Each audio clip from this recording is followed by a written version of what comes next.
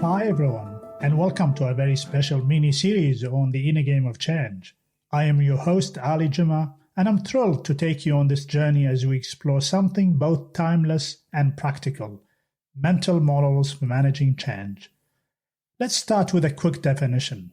A mental model is a framework or way of thinking that helps us understand the world, make decisions, and solve problems more effectively. It is like a blueprint for how to approach challenges and navigate complexity. Now, here's a simple analogy. Imagine you're driving to a new destination. Without a map, you might take the wrong turns, waste time, or even get lost. But with a map, your mental model, you have a clear route helping you avoid mistakes and reach your goal safer and perhaps faster. In the same way, mental models give us a clearer path for managing change. They simplify complexity and guide us toward better outcomes. And in today's episode, we are diving into a mental model that might sound a little counterintuitive at first, but is an absolute game changer when it comes to problem solving: inversion thinking. Now, if you've ever found yourself stuck on a problem, trying the same approaches over and over without success, this episode is for you.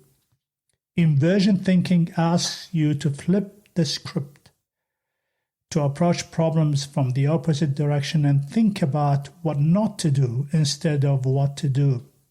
This mental model is simple yet powerful, and it's been used by everyone from mathematicians to world-class leaders to solve challenges more effectively. And when it comes to managing change, this way of thinking can help you anticipate obstacles, uncover hidden risks, and create better solutions. So let's flip things upside down and explore how inversion thinking can transform the way you approach change. So what exactly is inversion thinking?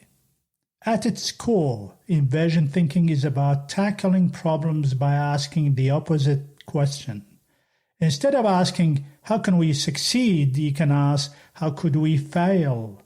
Instead of focusing on what to do, you can focus on what to avoid. This approach forces you to think from a different perspective, uncovering risks, blind spots, and potential pitfalls that might otherwise go unnoticed. Here's a classic example. Imagine you're planning a successful team workshop. Most people would focus on what makes a great workshop: engaging content, clear objectives, good facilitation. But with the inversion thinking, you flip the question and ask, what would completely ruin this workshop? Maybe people don't know why they're there, the sessions run over time, or there is no space for discussion. By identifying these failure points, you can plan to avoid them and create a better experience. As counterintuitive as it might sound, sometimes it's easier to figure out what not to do than what to do. That's the power of inversion thinking. It simplifies the problem by narrowing your focus on avoiding failure, which in turn helps you achieve success. Now let's talk about how inversion thinking applies to managing change. Imagine you are leading a big change initiative, like rolling out a new organizational strategy. Normally, you would focus on questions like, what steps do we need to take to ensure adoption? How can we get people on board? What should our communications look like? But with the inversion thinking, you flip the script and ask, what could cause this strategy to fail completely? What would make people resist or disengage? What mistakes in communication would confuse or even alienate people? By answering these questions, you can uncover potential risks and weaknesses. For example, you might realize that key stakeholders haven't been consulted, which could lead to resistance. There's no clear timeline or milestones, which could cause confusion. The benefits of the change haven't been communicated in a way that resonates with the employees. Armed with these insights, you can address these risks proactively, Maybe you engage stakeholders earlier, create a clear implementation plan, or refine your messaging to focus on personal benefits. Inversion thinking is also a powerful tool for team discussions. For example, you can ask your team, what are the top 3 things that can make this change initiative fail? Not only will this spark a productive conversation, but it also builds a sense of shared ownership and responsibility for avoiding these pitfalls. So how can you start using inversion thinking in your work? Here are the 3 simple steps to put this into practice. Flip the question. Next time you are faced with a problem, ask yourself the opposite question. For example, instead of, how can we drive adoption of this new tool? Ask, what would stop people from adopting this new tool? Identify failure points. List the specific actions, behaviors, or circumstances that could lead to failure.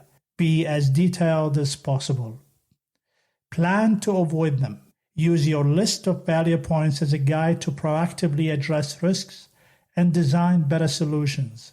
For example, if a failure point is a lack of training, your action plan might include hands-on workshops or a buddy system for support. And here's a bonus point. Try inversion thinking in your personal life too. Whether it's planning a holiday or organizing a family event, flipping the question can help you anticipate and avoid the issues before they arise. The beauty of this model is that it's quick, simple, and highly effective. Once you start using it, you will wonder how you ever managed without it. To wrap up, inversion thinking is a powerful mental model for anyone leading change. By flipping the script and asking what could go wrong, you uncover risks, blind spots, and opportunities to improve. Here's my challenge for you. Think about a project or initiative you are working on right now. Take 5 minutes to apply inversion thinking. Ask yourself, what would cause this to fail? And then use your answers to create a stronger plan. Thank you so much for joining me on this episode of Mental Models for Managing Change. If you found this helpful, I'd love if you could share this with a colleague or even leave a comment. In our next episode, we'll dive into systems thinking, an essential tool for seeing the big picture and understanding how all the pieces of a change initiative fit together. Until then, remember, the only way to understand change and have a sense of control over it is by embracing it. Until next time.